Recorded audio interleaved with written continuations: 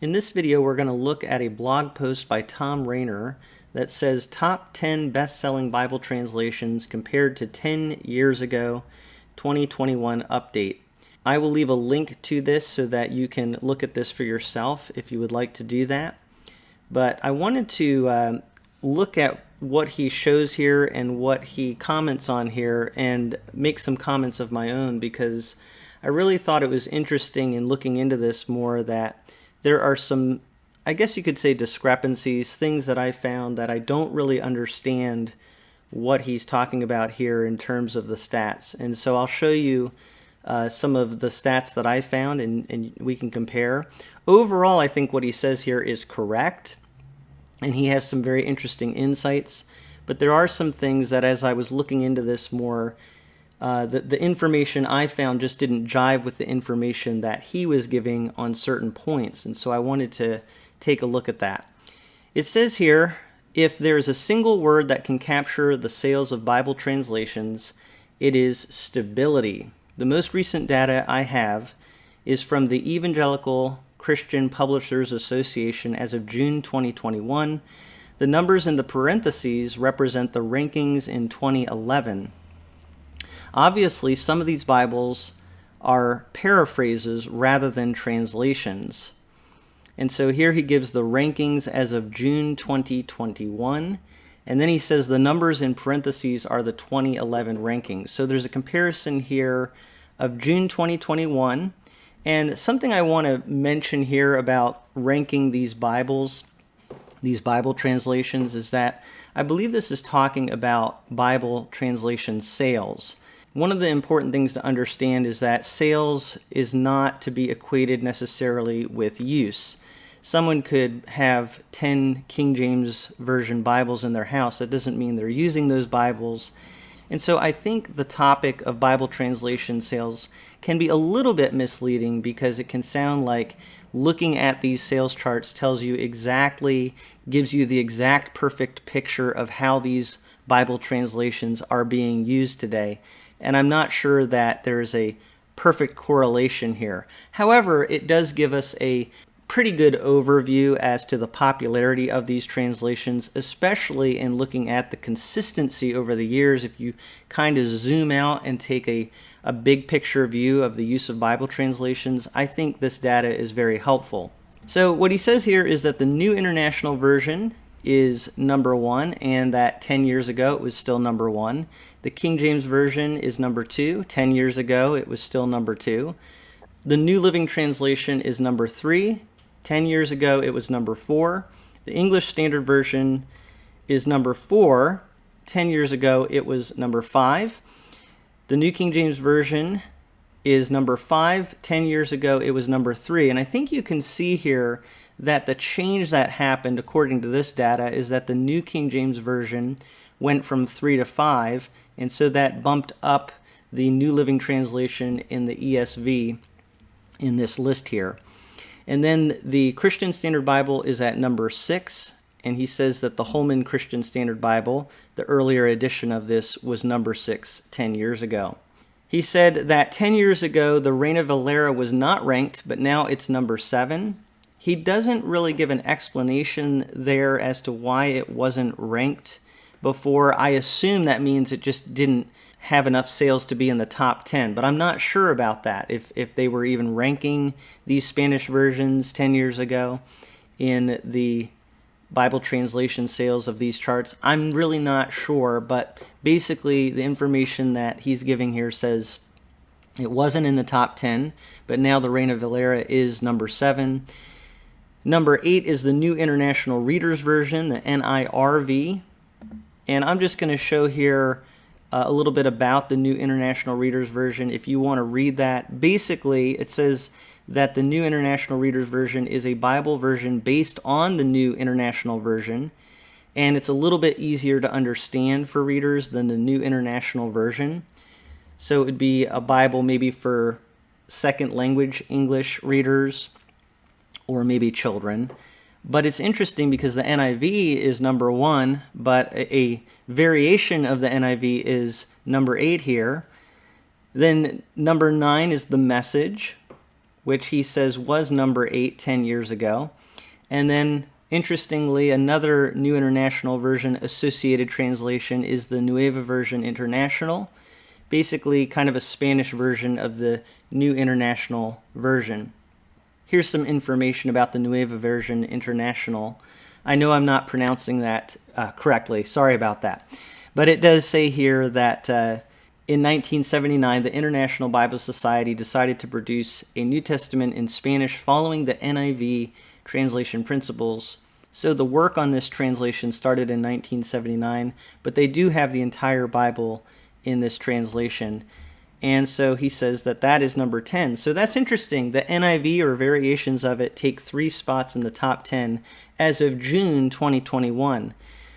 Now his observations and notes here I'm going to talk about. It's really interesting, and something I'll just say right now to keep in mind is he's actually looking here at 1 month in relation to these Bible sales. In my opinion, it's very important not to just look at a month, but to make sure you're looking at a whole year when you're actually looking at all of these translations and how they rank, and we're going to see why. But his observations are that 2 Spanish Bibles are now in the top 10. Neither was ranked 10 years ago.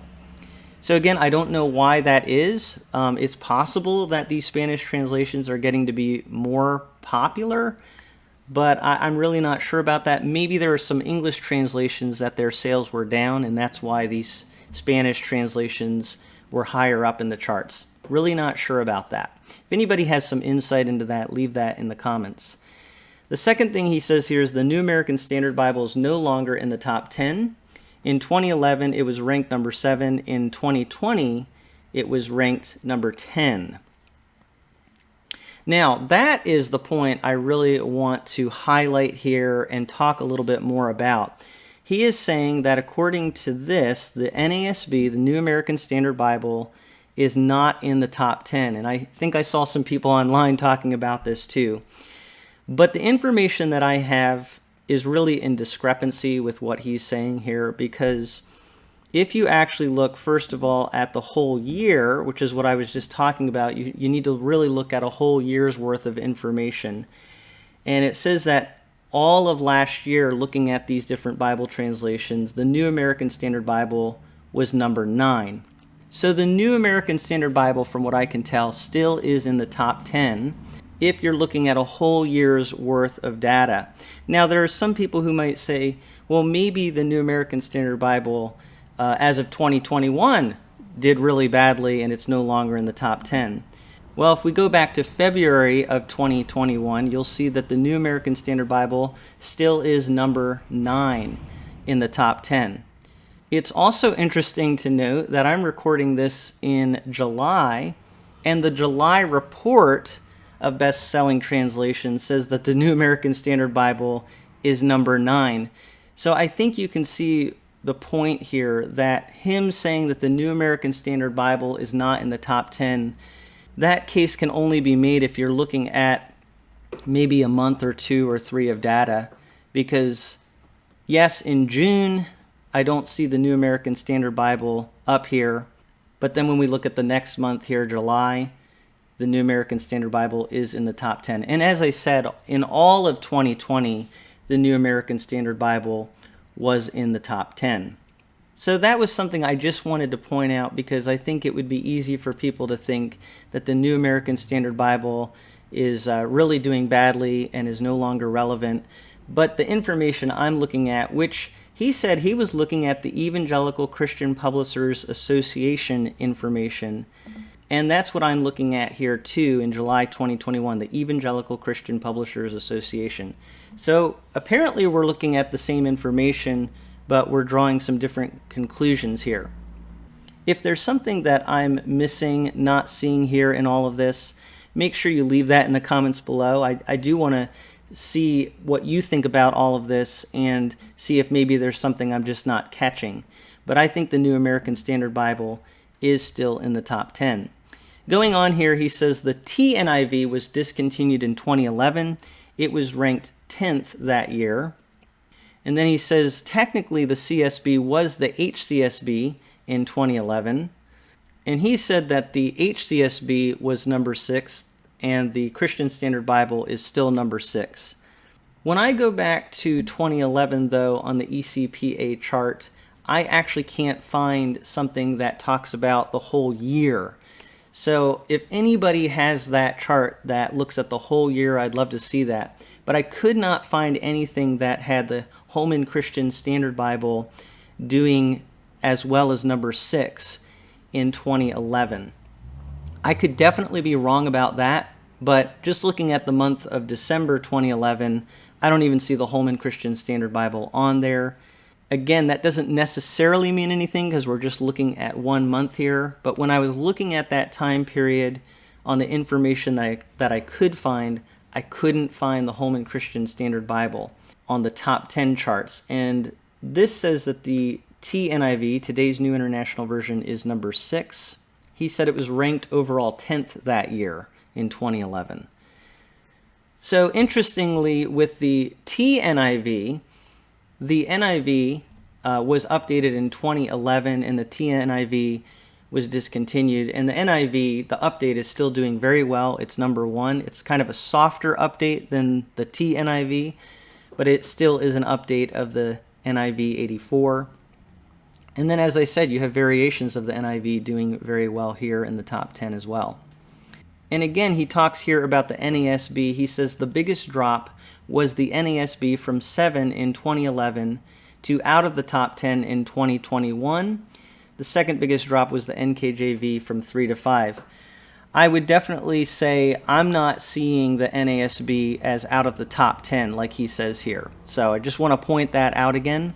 I'm pretty sure he's wrong about that. If you look at the overall data, the NASB is actually still in the top 10. But I would agree that the NKJV does seem to have dropped some. However, when you look at the kinds of translations that are here, the New King James Version, a variation on the King James Version, is still doing very well overall. And that is competing with translations like the ESV and the CSB. So really there's a lot of competition up here, and the New King James is still doing very well. I'm sure there are a lot of people that before maybe were buying more New King James Bibles, and now maybe they're buying the ESV or the CSB or even the NASB. But still, I would say the New King James Version, considering the market today, is still doing very well. And obviously the King James Version is still doing very well when you look at this. And then finally, Thom Rainer says the biggest gain was the Reina Valera from unranked to number 7. The other translations that gained in the rankings were the NLT, the ESV, the NIRV, and the NVI. Overall, what I think he's saying there is correct, but I would agree with his first statement overall that what you really see here, if you look at the last 10 years or so, is overall a lot of stability. And specifically, if you look at the NIV being at the top of the charts, clearly the NIV is consistently at the top, and the King James Version is right behind that at number 2. These other translations, they've switched places some, and again, month to month, the sales may go up and down a little bit and cause those places to move around some. But I think you can call these translations kind of the middle of the pack translations here, from the NLT, the ESV, the NKJV, and the CSB. And then you have some of these other translations that are a little bit more niche, or they are Spanish translations.